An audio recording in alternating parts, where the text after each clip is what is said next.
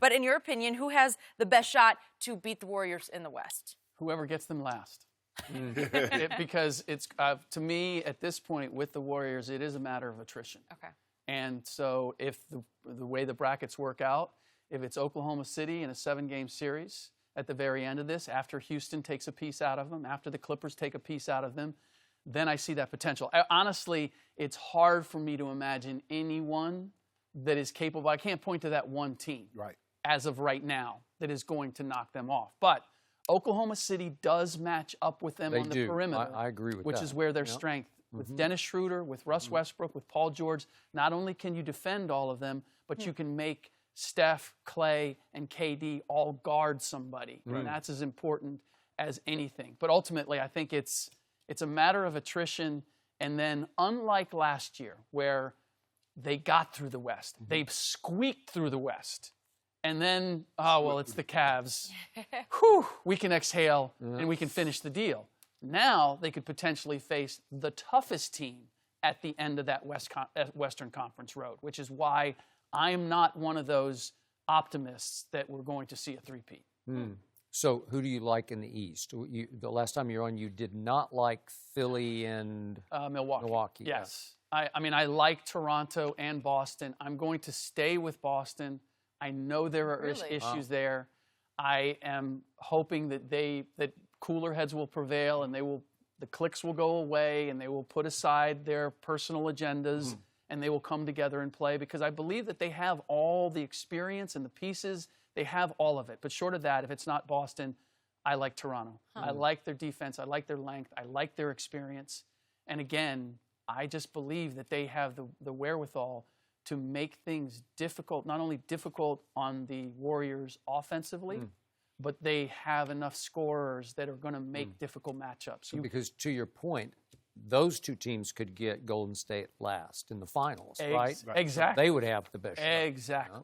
Exactly. Well, I think one of the biggest keys for the Warriors is that you have to have someone that can make Steph Curry guard all the time, because he really wants to rest on defense. Because normally, if you look at the point guard, if he can play, Clay grabs him. And so now, if Clay takes James Harden, let's say second round, that means he's going to have to deal with Chris Paul. Well, Chris Paul's going to go at him. That's what Russ does to Steph. He goes at him, because now you got to put Clay on Paul George, because you're definitely not going to put Steph Curry on Paul George. You got to make him work, Skip. You can't let him lunch on the defensive end. Make him exert some energy, zap some of that. Now, it's a great luxury to fall. A great fallback is to have Kevin Durant. Is that a guy that can go average 30 for any series, maybe 35, 38 in a series. What I'm so impressed about Klay Thompson, and I think it goes so unnoticed, Skip, is that he always has the toughest defensive assignment, and he still gives you 20 points. And do you know he's never been on an all-defensive team?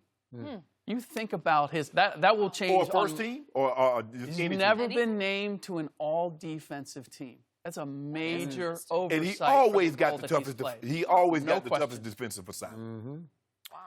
So the real answer to this question, the biggest threat to Golden State is Golden State. Oh, okay. Well, it just is. I thought you were going to say the other team. No. In San Antonio. I'm not going to go yet. Oh, wait. You were not going to go there. Well, I do like the way it fell, because all of a sudden a weird occurrence happened in Portland last night where their subs came back from 28 down to beat Sacramento's subs, and it knocked Houston down a peg. And sometimes those pegs can really have ramifications through this bracket. And all of a sudden, Houston plays Golden State second round, and San Antonio gets Denver, probably gets Oklahoma City, and then what if Houston knocks them off? Look, Houston can make a strong case here. They won 3 out of 4, and the one game that Golden State did win at Houston, there was no Kevin Durant. And it felt like they were making a statement. If you have 2 feet out the door, we'll show you what we can do tonight. Well, the team has internal issues, because he does have 2 feet out the door. And he and Draymond have an uneasy truce. It's a truce, but it's uneasy. And DeMarcus Cousins has never played a single playoff game in his life, and now they're kind of revolving around DeMarcus. And it's working since the All-Star break, but it's new and different. And when you get pushed and shoved in the postseason, are you going to be able to lean back on DeMarcus? Is he going to be there for you?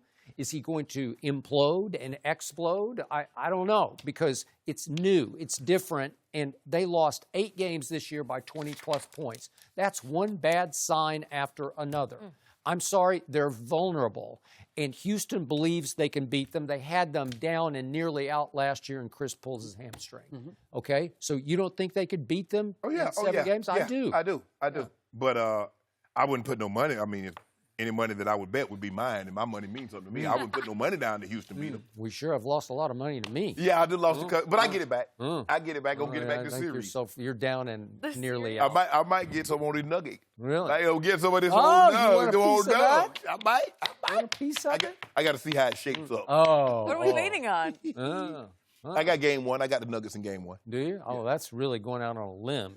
Denver? Denver hadn't been to the playoffs in a long time. They don't know what it's like to be in the playoffs. Yeah. San Antonio went to Denver like 10 days ago and lost by 28. So you're bold. Really bold prediction. Y'all got LaMarcus. Y'all got LaMarcus Aldridge and Derek White. Remember, Derek White played unbelievable Derek basketball. White, first team point guard all defense, says Kevin Pelton. Who knows what he's talking about? No, he shouldn't be. First team. Pat all Beverly defense. was voted by the players. No.